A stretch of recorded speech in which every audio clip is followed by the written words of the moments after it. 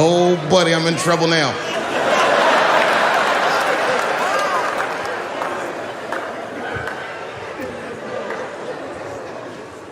Before I go, I want to share this story with you because it's important to this point.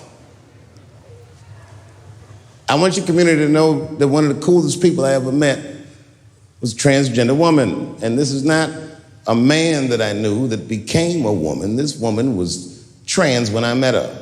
Lived in San Francisco. Daphne Dorman is her name. I would do 18 shows in the Bay Area, sometimes in Oakland and Dirty Hood nightclub, and she would be there, a white trans woman, laughing loud and hard at everything I said, especially the trans jokes. It's very puzzling because she was obviously trans. And one night after one of the shows, I met her. And what it was, turns out, it was her dream to be a comedian. And I was her hero. It's very moving. I could not dislike somebody that felt that way about me. We became fast friends. And when I made that special Sticks and Stones, right as it was coming out, I happened to be in San Francisco and I wanted to do a show, but I needed an opening act. And I remembered that trans woman I had met. So I called her on the phone. And I called her myself. I said, "Hey, Daphne, this is Dave Chappelle." She couldn't believe it. And I go, "I'm in San Francisco." And then she started saying a bunch of wild stuff. I was like, "Relax now, I don't want any pussy." I was, I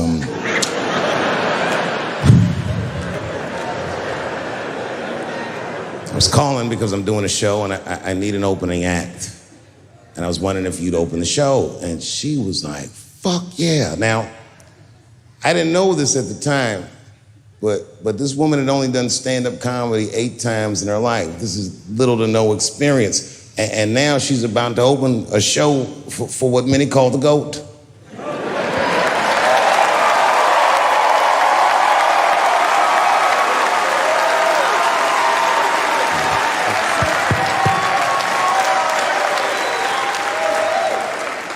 She's an amateur in stature, but in practice, she was very professional. She showed up early, which is something I appreciate because I like people to be on time. She was dressed to the motherfucking nines. I mean, I'm transphobic, and even I was like, "You look nice."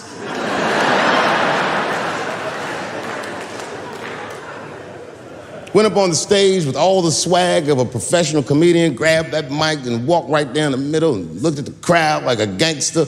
Man, you should have seen her work. This bitch bombed for 45 minutes straight. And I am not exaggerating, young man. That show was terrible. Stunk. Stunk. And then she brings me on and, you know, I was like a glass of water after a handful of salt. The crowd was happy to see me. I was killing it. But here's what impressed me. Any other comedian I've ever seen, if they had bombed as bad as she did, would have snuck out of the back of the theater and went home and cried or something. And she didn't do that. Not only did she not leave, she found a seat right up in front. You know, when a new comedian watches an experienced comedian in comedy, we call this taking class. And this bitch took my whole class. She sat up there and was laughing as hard as she always laughs, as if nothing bad had even happened to her. And I saw her show. Something bad happened to her.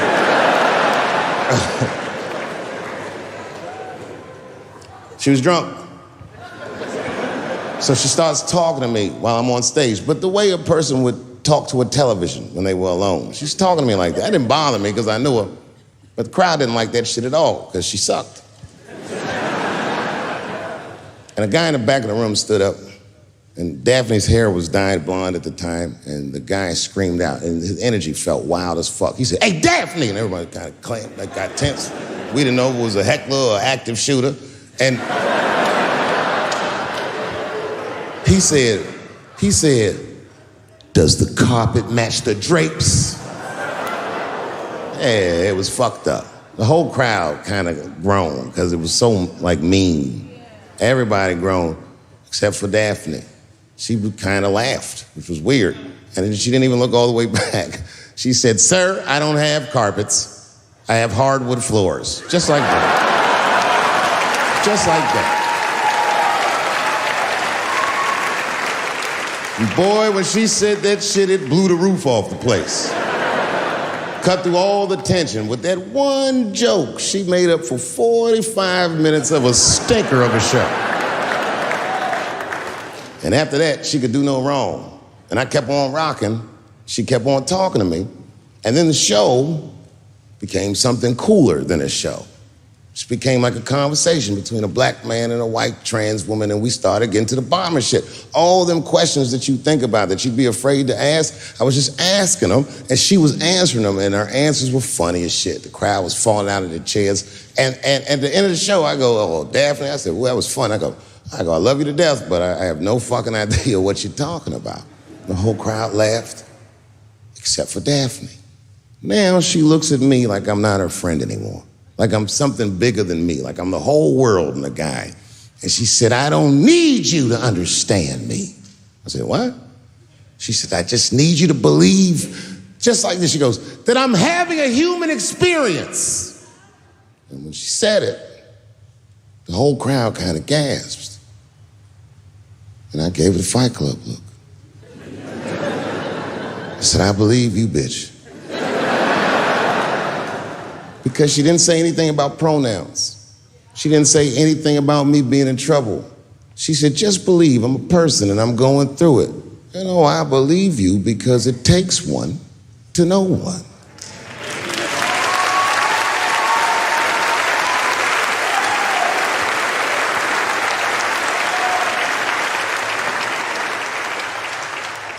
Then I told the crowd good night, and they start going crazy. And before the applause gets to its crescendo, I say, "And don't forget my opening act, Daphne." And the crowd stood up, and I looked at her, and tears came out of her eyes. She couldn't believe it was happening.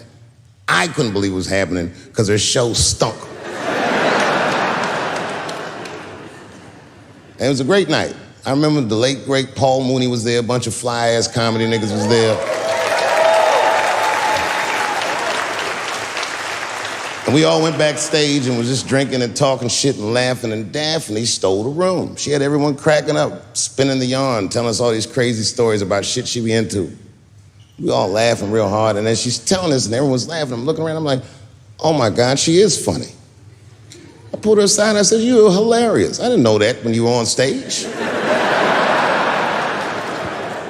I said, "You're doing some things wrong, but I can help you." I said, "Anytime I'm in San Francisco, why don't you open the show for me, and I'll just try to give you some pointers, see if you can't work this thing out." And she said, "Are you serious?" I was like, "Yeah." And she grabbed me real tight, hugged me, squeezed me, and I pushed her all violently because I'm transphobic. I said, "Boundaries, bitch."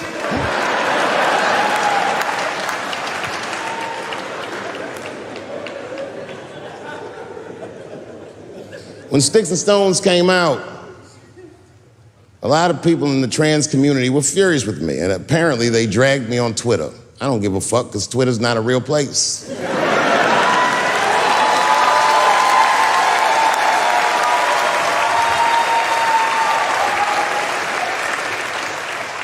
And the hardest thing for a person to do is go against their tribe if they disagree with their tribe, but Daphne did that for me. She wrote a tweet that was very beautiful, and what she said was, it was almost exactly what she said.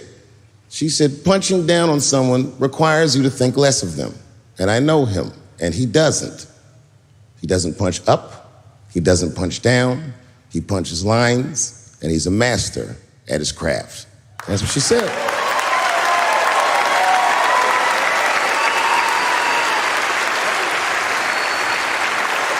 Beautiful tweet. Beautiful friend. It took a lot of heart to defend me like that. And when she did that, the trans community dragged that bitch all over Twitter. For days, they was going in on her, and she was holding her own because she's funny. But 6 days after that wonderful night I described to you, my friend Daphne killed herself. Oh, yeah. It's a true story. My heart was broken. Yeah, it wasn't the jokes. I don't know if it was them dragging her. I don't know what's going on in her life, but I bet dragging her didn't help. I was very angry at them. I was very angry at her.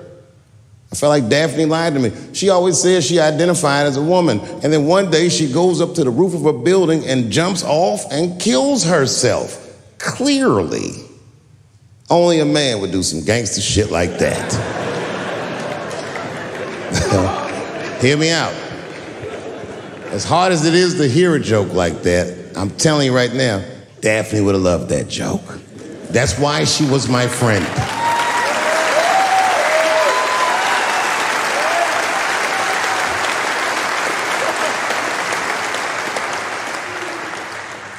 I was reading her obituary, and I found out she was survived by a daughter. And the moment I found that out, and this is true, Anderson Cooper from CNN texted me. And all he said was very nice. He said, "I'm sorry to hear about your friend." And I texted him right back, "New phone, who this?" He said, "It's Anderson Cooper." I said, "Oh," I said, "Anderson." I go, "Look, I need to find her family." And he texted me right back with all the phone numbers and all this information. I say this to say, if you ever want to know about anything gay, call Anderson Cooper from CNN. This nigga is faster than Google.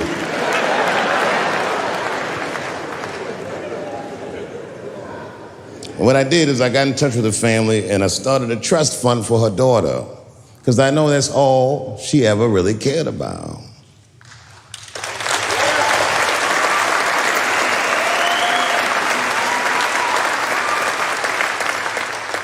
And I don't know what the trans community did for her, but I don't care, because I feel like she wasn't their tribe. She was mine. She was a comedian in her soul.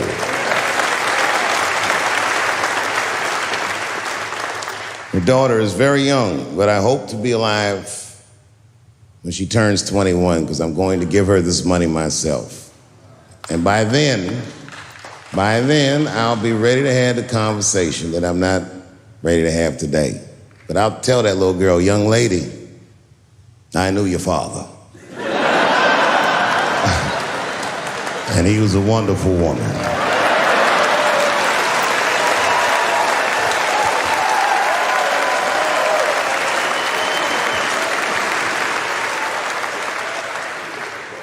Empathy is not gay. Empathy is not black. Empathy is bisexual. It must go both ways. It must go both ways. Remember, taking a man's livelihood is akin to killing him. I'm begging you, please do not abort the baby.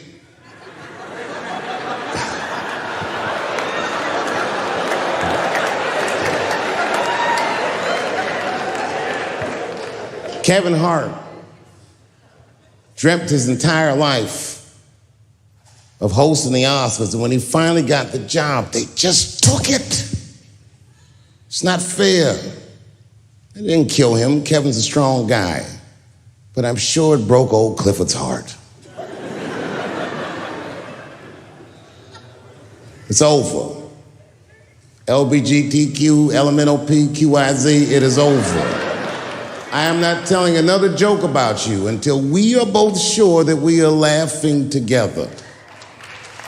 I'm telling you, this is done. I'm done talking about it. All I ask from your community, with all humility, will you please stop punching down on my people? Thank you very much, and good night. I'm really happy for you. I'm gonna let you finish. But Controversy Radio. I had one of the best videos of all time. One of the best videos of all time. Hi guys, thank you so much for joining us for this video.